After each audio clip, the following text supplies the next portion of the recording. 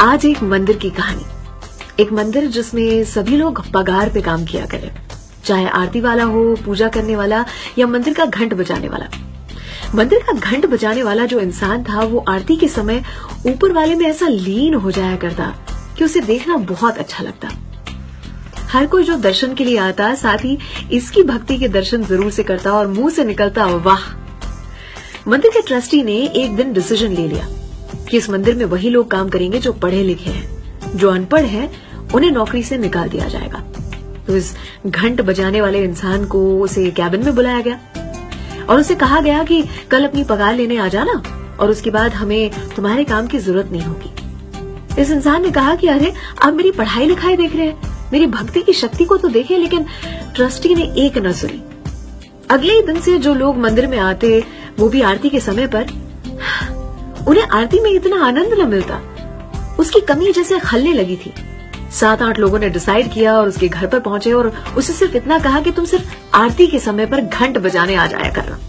उसने कहा कि मैं ये नहीं कर सकता क्योंकि ट्रस्टी को ऐसा लगेगा कि मैं लालच में आ रहा हूँ, काम की तलाश में आ रहा हूँ, पैसे की लालच में आ रहा हूँ। सभी ने कहा ये भी ठीक है। तो एक तोड़ निकाला कि मंदिर के ठीक सामने उसे एक दुकान खोल कर दी जाए और कहा कि पूरे दिन तुम वहां पर काम करना, सिर्फ आरती के समय पर तुम घंट बजाने आ जाया करना। किसी को ये महसूस नहीं होगा कि तुम किसी लालच में आते हो। और यही हुआ। मंदिर के ठीक सामने एक दुकान खोल दी गई और जनाब ऊपर वाली की दया से एक दुकान क्या अनेक दुकानों का मालिक बना और आगे चलकर उसने एक फैक्ट्री भी खोली।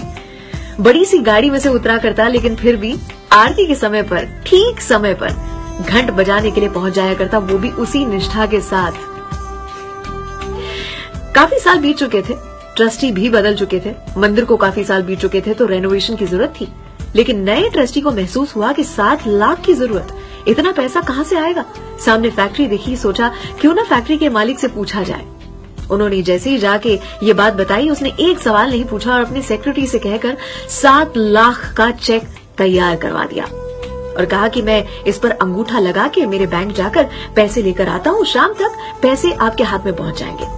सामने बैठे हुए सभी शॉक थे। उन्होंने पूछा कि आप इतने बड़े आदमी हो, फैक्ट्री के मालिक हो, लेकिन फिर भी आप पढ़े लिखे नहीं हो। इस पर उस इंसान ने क्या जवाब दिया जनाब कि अगर पढ़ा लिखा होता तो आज तक मंदिर में पढ़ा लिखा नहीं हूं तभी इस मुकाम तक पहुंच चुका हूं। वो करवाता गया, मैं करता रहा, सब ऊपर वाले की लीला है। अर्थात उसके हर डिसीजन में खुश रहें, खुश दिखें, क्योंकि वो हमें वो नहीं देता जो हम और आपको अच्छा लगता है, वो हमें वो देता है जो हमारे और आपके लिए अच्छा है। सलाम, दुआ, वणकम, प्रणाम, सत श्री अकाल। केम छो, सारू छे? अमदावाद आखुई मारू छे। अर्चना की ओर से। हमारे स्टूडियो में तो यही रहते हैं गन्नू भैया।